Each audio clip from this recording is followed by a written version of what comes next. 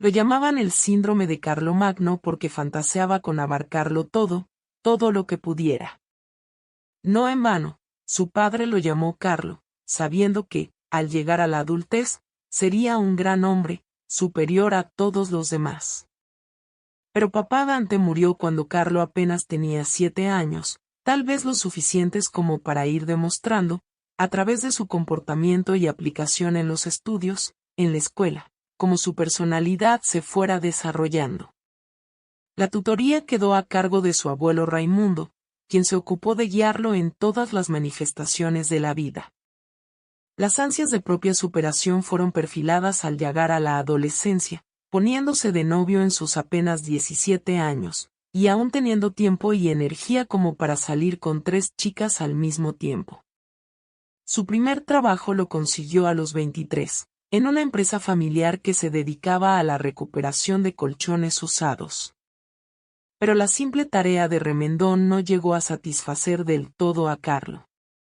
Durante los 6 meses que estuvo trabajando allí, su mayor interés fue conquistar a Lupita, la hija del dueño. Carlo pensaba que, a través de ella, pudiera llegar a tomar el control de la empresa, llevándola a un plano más alto de trascendencia. Pero Lupita resultó no ser afecta a los hombres, descubriendo que pasaba la mayor parte de su tiempo libre en compañía de amigas. Y aun si Carlo le hubiese confesado un remedo de homosexualidad, ella no cejaría en su pasión por las mujeres. Así, su renuncia fue indeclinable, comentándoselo a su abuelo quien, luego de recibir esta noticia, sintiera suma pena por todo el esfuerzo que había vertido en convencer a su amigo José para que lo tomara como empleado. Y para esto le había mentido lo suficiente, asegurándole que Carlo tenía mucha experiencia en remendar colchones. Y estaba en lo cierto de creer que José se había dado cuenta de este truco, al verlo con la inhabilidad que tuviera en solo enhebrar una aguja.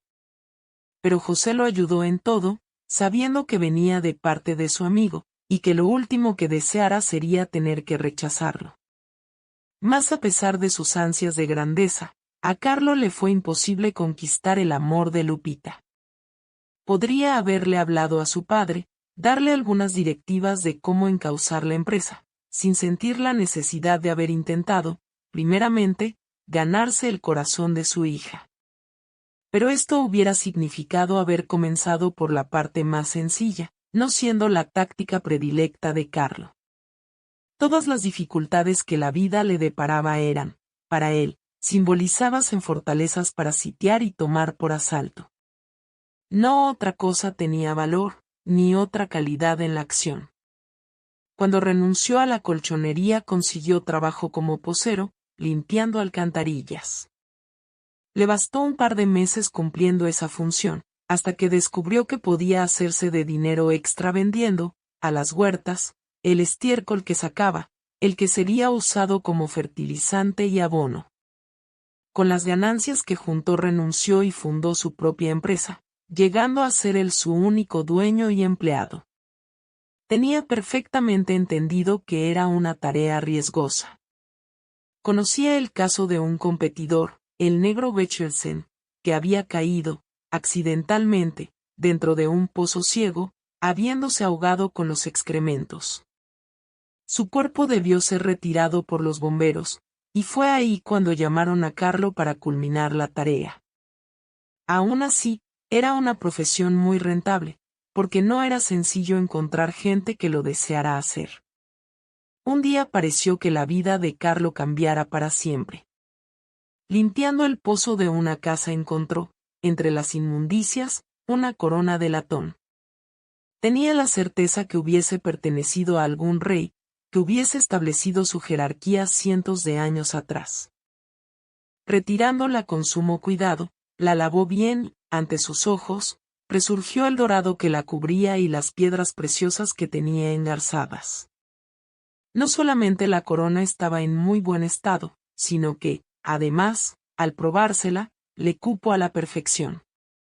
De inmediato la guardó en su mochila, evitando que envidiosas miradas, amén de las propias del dueño de casa, se posaran sobre ella. El hallazgo lo llenó de gozo, regresando pronto a su casa para idear no solo lo que haría con la corona, sino también qué estrategias pudiera seguir. Por de pronto, leer todo lo que llegara a su alcance acerca de la obra de Carlomagno, y lo más interesante, pergeñar su modo de vida, en lo que quedara del futuro. Con unas guineas que tenía ahorradas fue al taller del herrero encargándole que le hiciera una espada, con su vaina y todo. Le llevó un libro de estampas de armas medievales, indicándole cuál era el diseño que le interesaba. Mientras pensaba en todas estas cosas, regresó a su mente el recuerdo de Lupita. Y que si la volviera a ver, ataviado con símbolos reales, quizás pudiera llamar su atención, a tal punto de olvidar a sus amigas, deseando el corazón de un hombre como único compañero. A las 2 semanas ya tenía su espada, habiendo quedado increíblemente original. Se la ajustó a la cintura con una lonja de cuero crudo.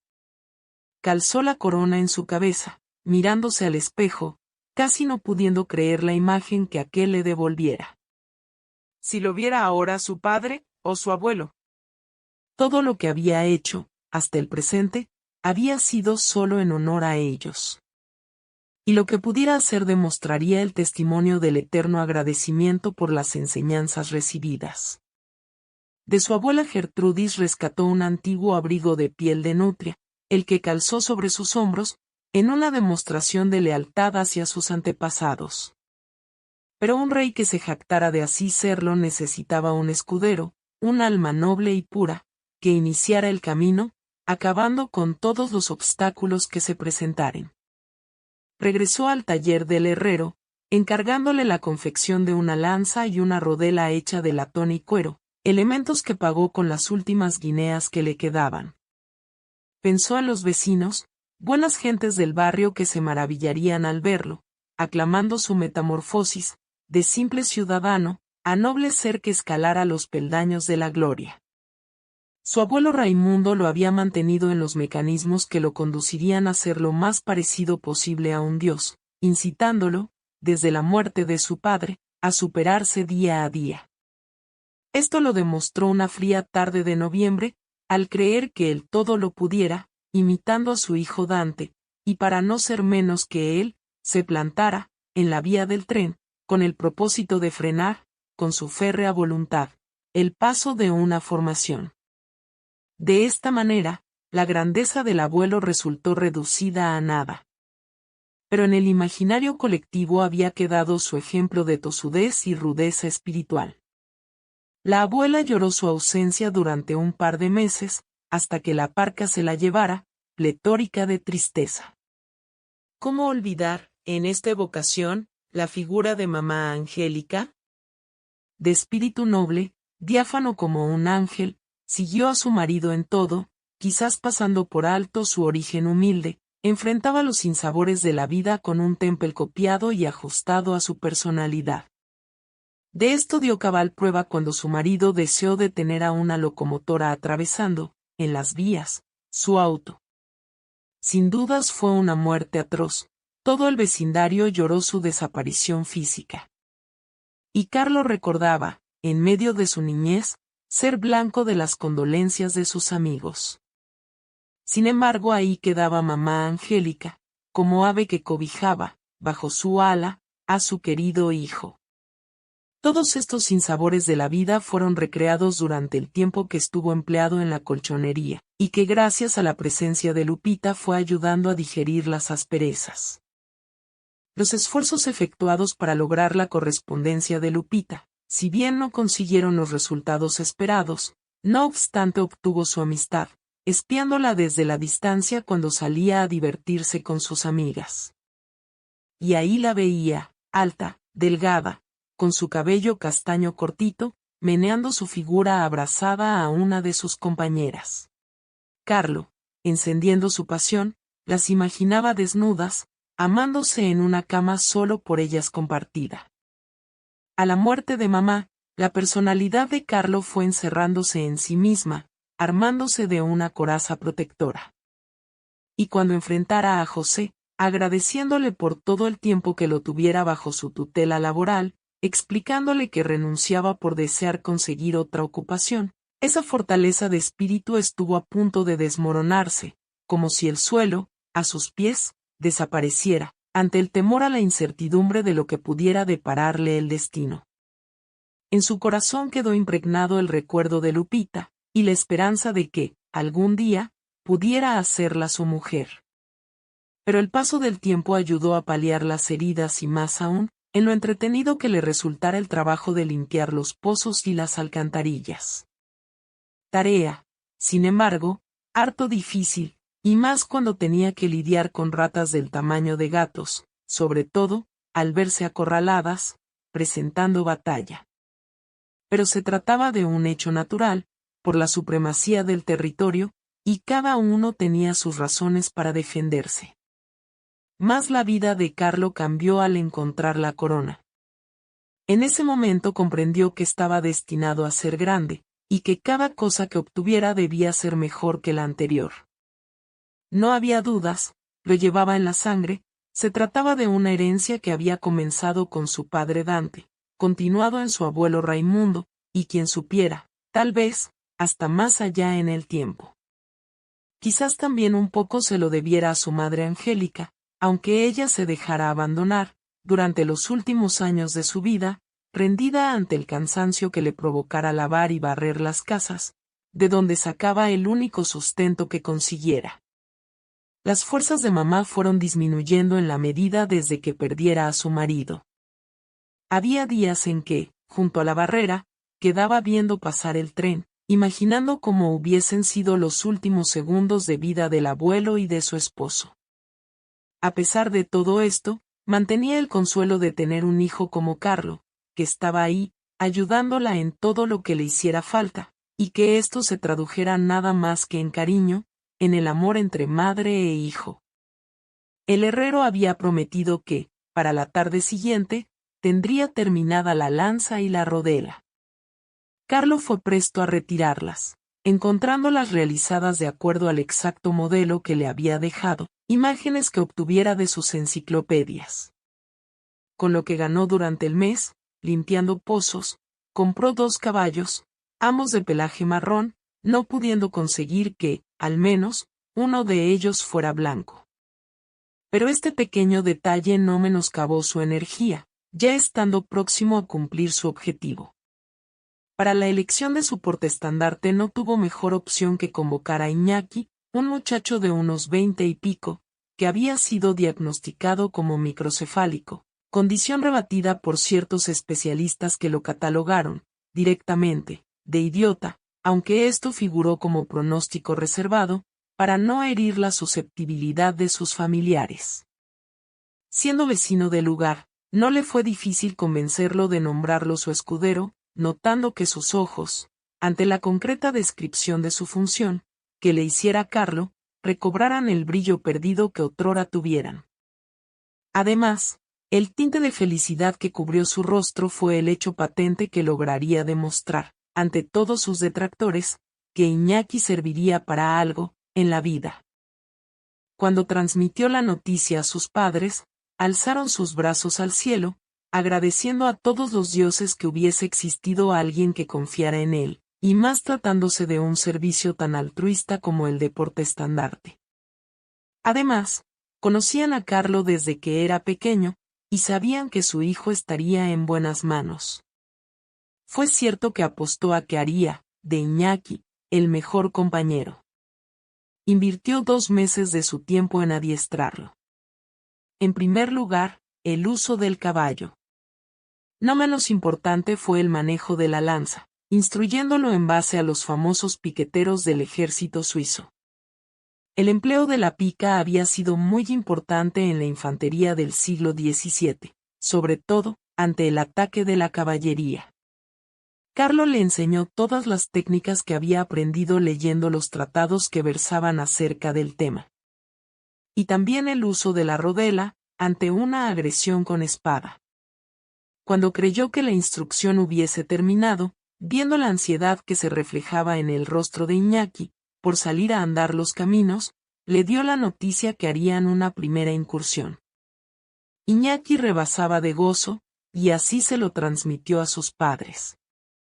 quienes tocaron a la puerta de Carlo para expresarle su agradecimiento por todo lo que estaba haciendo por su hijo.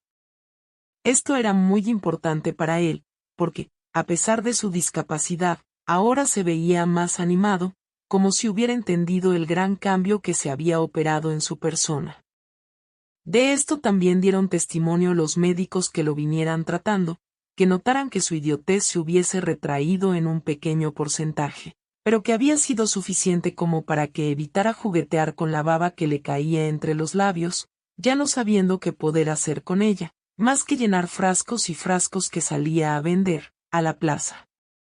Estos doctores fueron los primeros en retractarse públicamente, en un estrado armado frente a las puertas de la municipalidad, para dar a conocer, a los vecinos, los últimos progresos que había logrado, y que además se disculparan, con sus padres, por haberlo tildado de ser un microcéfalo de por vida.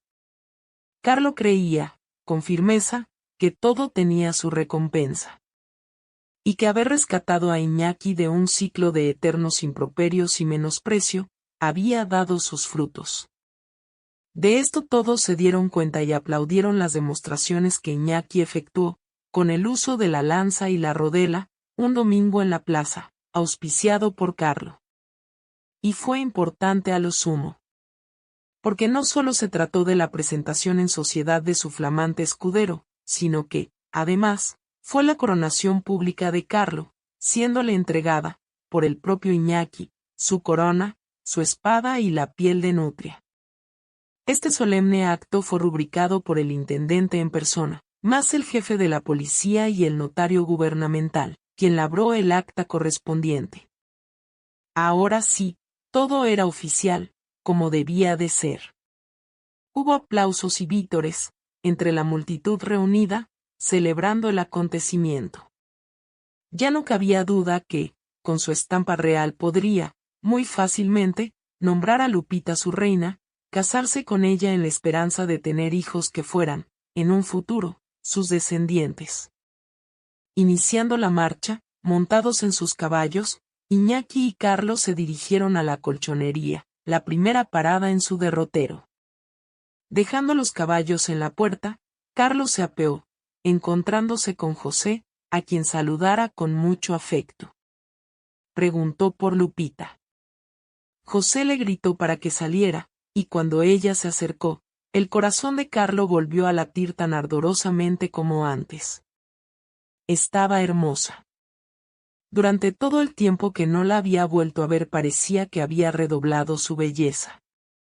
Pero lo que, en principio, fuera un deleite para su corazón, al instante se transmutó en una daga hiriente, al ver cómo Lupita se reía de su atuendo real. Reía mientras se agarraba el abdomen con una mano y con la otra señalaba el manto de nutria, la espada al cinto y, sobre todo, la corona de latón que cubría su cabeza. Intentó explicarle que recién había sido coronado rey, y que estaba próximo a salir en una expedición. Apenas balbuceó que todo monarca necesitaba una reina que lo acompañara en sus campañas, y que deseaba hacerla su consorte. Hechos, pensamientos y opiniones que Carlo debió verter en apenas unos segundos, acallada su voz por las jocosas exclamaciones emitidas por Lupita.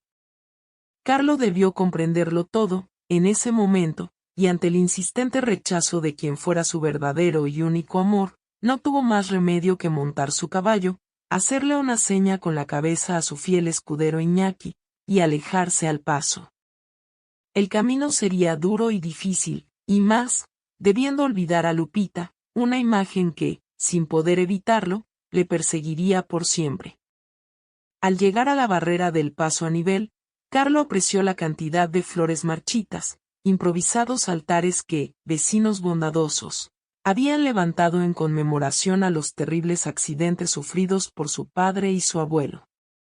Oyó aproximarse una formación. Entendió que sería su próximo obstáculo a vencer, en su vida. Se metió con su caballo en la vía.